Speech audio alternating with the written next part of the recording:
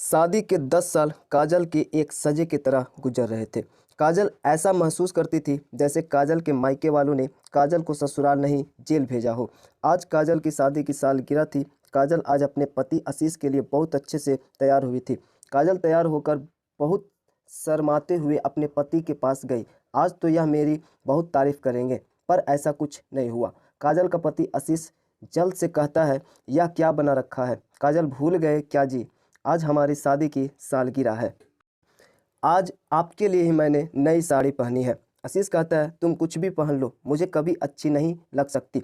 आज मेरे लिए मेरी मुसीबत का दिन है जो मेरी शादी तुमसे हुई। ना तो मैं शादी के दिन खुश था और ना तो अब हूँ। तुम्हारी वजह से मेरी शादी मेरी पसंद की लड़की से नहीं हुई थी। मैंने तुमसे सिर्फ अपने मम्मी पापा के कहने पर शादी की थी और मुझे आज तक यह बात समझ नहीं आई। उन्होंने क्या देखा तुम्हारे में, यही सोचा होगा इससे कोई शादी करेगा नहीं।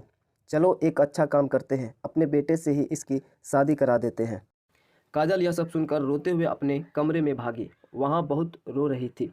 तभी काजल की छोटी बेटी प्रियांजलि आती है। देखती है मम्मी को रोता देख वो अपने पापा के पास जाती है और कहती है, पापा मम्मी से रो रही है, चलो ना उनको चुप कराओ। आशीष अपनी बेटी से कहता है, तो क्या करे, मुझे और भी काम है, तुम जाओ अपनी पढ़ाई करो, मम्मी की तो आदत ही है रोने की।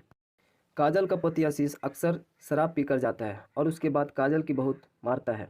आज आशीष शराब पीकर ज़्यादा नशे की वजह से सड़क पे गिर गया। आशीष का दोस्त राहुल आशीष को उसके घर लाया। राहुल जैसे ही आशीष को अपने घर लाया, वो काजल को गाली दे रहा था। काजल के मद में जासू जा गया, यह सोचकर अभी तक यह अकेले में मुझे गाली दे रहे हैं, आज अपने दोस्त के सामने मुझे गाली दे रहे हैं। जा आशीष काजल से कहता है, पानी लेकर आओ। काजल जैसे ही पानी लाती है, आशीष गिलास उठाकर फेंक देता है। कहता है, देर कैसे हुई पानी लाने में, और काजल मारने के लिए हाथ उठाया। तभी राहुल आशीष का हाथ रोक लेता है। राहुल काजल से कहता है, रो मत, सब ठीक हो जाएगा। काजल राहुल से कहती है, आदत हो गई है यह सब झेलने की, 2 बेटी हो चुकी है मेरी, इसलिए अब तलाक भी नहीं हो सकते। राहुल घर जाकर काजल के बारे में सोच रहा था। इतनी प्यारी लड़की पर किस्मत देखो कितनी खराब है, जो एक शराबी के साथ इसकी शादी हुई। दिवाली का दिन था। आशीष ने राहुल को अपने घर बुलाया था। राहुल आशीष के घर गया, काजल के हाथ का बना खाना खाया और काजल की बहुत तारीफ कर रहा था। अपने पति की नफरत और एक अजनबी का प्यार और इज्जत पाकर काजल खुश थी। काजल भी अब कभी कभी राहुल के बारे में सोचकर मुस्कुरा देती। राहुल जब भी काजल के घर आता काजल को अच्छा लगता। काजल एक दिन राहुल से पूछती, आपकी शादी नहीं हुई अभी तक, काफ़ी लेट हो गया ना, अब तक हो जाना चाहिए थी। राहुल ने कहा, मेरी मम्मी पापा की तबीयत ठीक नहीं थी, उसके बाद एक ख़त्म हो गया और मेरा कोई भाई बहन नहीं है जो शादी करा सके मेरी। काजल राहुल से कहती है, आप खुद क्यों नहीं किसी की पसंद कर लेते, किसी को पसंद कर लेते। राहुल काजल से कहता है, यह धोखे का ज़माना चल रहा है, डर लगता है मुझे कहीं कोई मेरा प्यार भरा दिल ना तोड़ दे। काजल, मैं एक ऐसी लड़की की तलाश में हूँ जो मेरी तरह टूटी हुई हो। काजल कहती है, टूटी हुई मतलब? राहुल कहता है, आज से 5 साल पहले मुझे एक लड़की से प्यार हुआ था। मैं उसको अपनी जान से भी ज़्यादा चाहता था, पर उसने धोखा दे दिया। उसके बाद से मेरी शादी करने की हिम्मत नहीं हुई। बस यह समझ लीजिए काजल, जो आप झेल रही हैं वो मैं झेल चुका हूँ, इसलिए आपका दर्द बहुत अच्छे से समझता हूँ। राहुल और काजल बातें कर रहे थे।